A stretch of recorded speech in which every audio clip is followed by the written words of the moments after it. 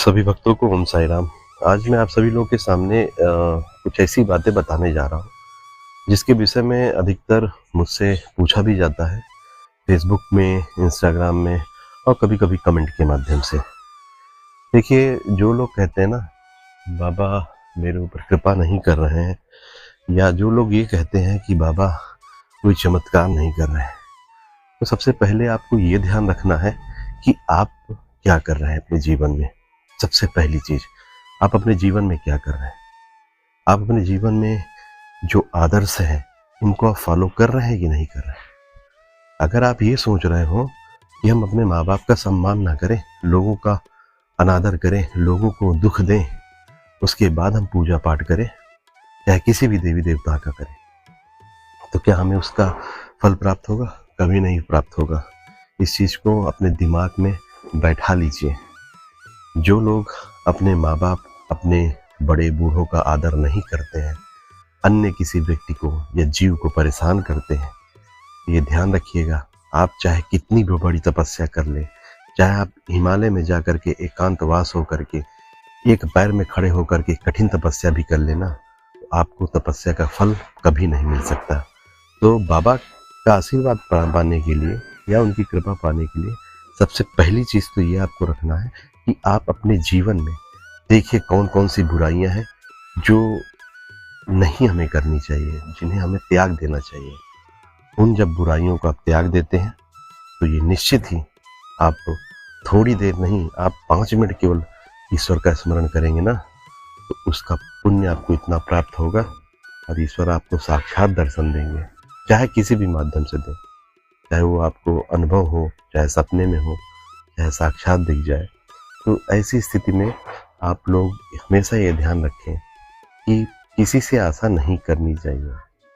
आप ईश्वर से जुड़े इसलिए हैं कि आपके जीवन में चमत्कार हो। आपके पास पैसा नहीं, आपके पास पैसा आ जाए। अपने फ़ायदे के लिए अगर ईश्वर से जुड़ रहे हैं, तो आपको किसी भी पूजा का कोई फल प्राप्त नहीं होगा। आप पहले प्रेम बनाइए अपने अंदर, बुराइयों को हटाइए, बाबा के बताए गए आदर्शों पे चलिए। उन्होंने क्या शिक्षा दी है, उसको अपने जीवन में ढालिए। उसके बाद बाबा का स्मरण कीजिए, उनके नाम का स्मरण कीजिए, उनके नाम का जप करिए। उसके बाद आपके जो कष्ट हैं, आपकी कठिनाइयाँ हैं, वो बाबा स्वयं दूर करेंगे। ये चीज़ें अपने जीवन में हमेशा ये ध्यान रख कर के करिए कि हमारा जो भी कार्य है, हम जो भी काम कर रहे हैं, वो समाज के हित में हो, लोगों की भलाई के लिए हो। किसी भी तरीके से आप अपने जीवन में बुराइयों को मत शामिल कीजिए, गलत आचरण मत रखिए। अपने परिवार, अपने बच्चों के लिए, अपने पत्नी के लिए, अपने भाई के लिए, अपने बहन के लिए, अपने माँ-बाप के लिए आप ईमानदार रहें। अपनी ज़िम्मेदारियों को निभाइए। सबसे बड़ी सेवा होती है माता-पिता की सेवा। आप अपने माता-पिता का अनादर करेंगे, तो क्या आपको लगता है कि कोई भी आपको ईश्वरीय शक्ति आपको वरदान दे सकती है या उनकी कृपा मिल सकती है? कभी कुछ नहीं हो सकता है।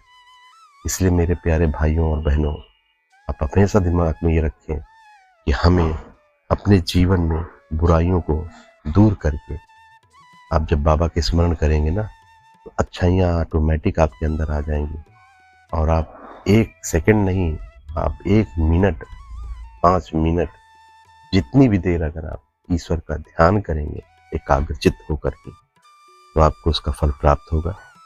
इसको आजमा के देखिएगा, बाबा की कृपा होगी और बाबा के साक्षात दर्शन भी होंगे आपको, और आपके जीवन की कठिनाइयाँ जो भी आएंगी वो सब दूर हो जाएंगी।